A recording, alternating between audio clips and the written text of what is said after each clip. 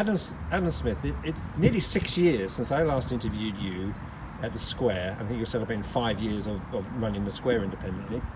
6 years later, for the uninitiated, what happened to the Square, and why are we at Latin Park, the home of Harlow Rugby Club? 6 years ago we were celebrating. It's 5 years since Square One took over the running of Square, which is an organisation I was part of.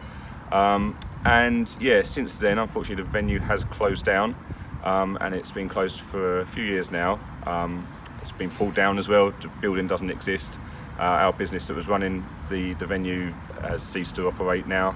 But we've all kept in touch, and the reason we're here at Latin Park is because they've been putting on events over last summer, and they do stuff throughout the year. And I've been involved in putting on a couple of events here, but it just seemed like a good opportunity to kind of get everyone back together that was involved in the Square.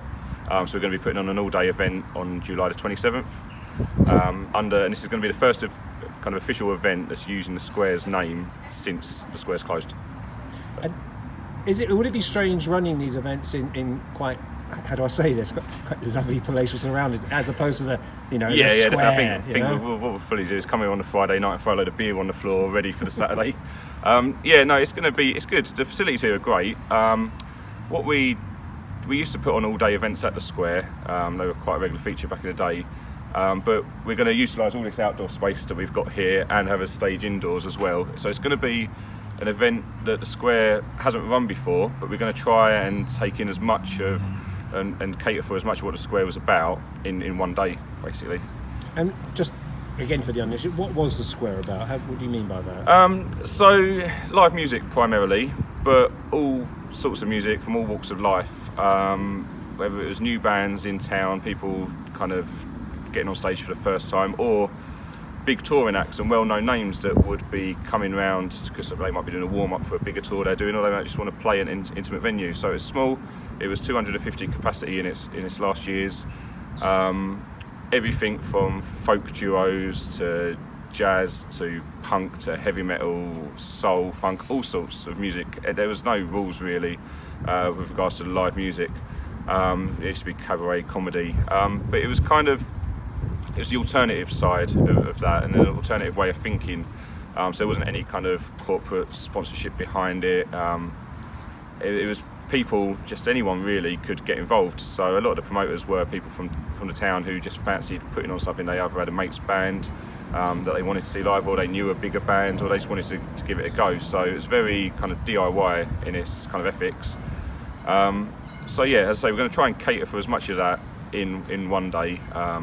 And that's kind of led to the billing for the bands we've got. There's kind of been a loose set of rules that I've kept to with regards to who's playing on the day. So do you have some aspiration that maybe there could be much more here, for Square events here at Latin Park? Yeah, well, we've already booked in a date for next year for a repeat event.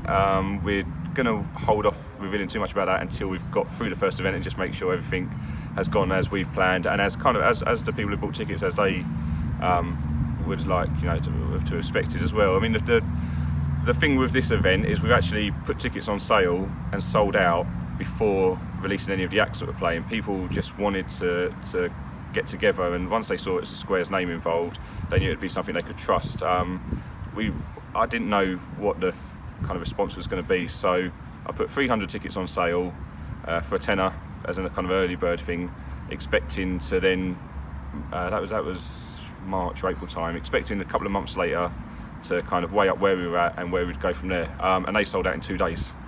So it kind of forced our hands to put the rest of the tickets on sale.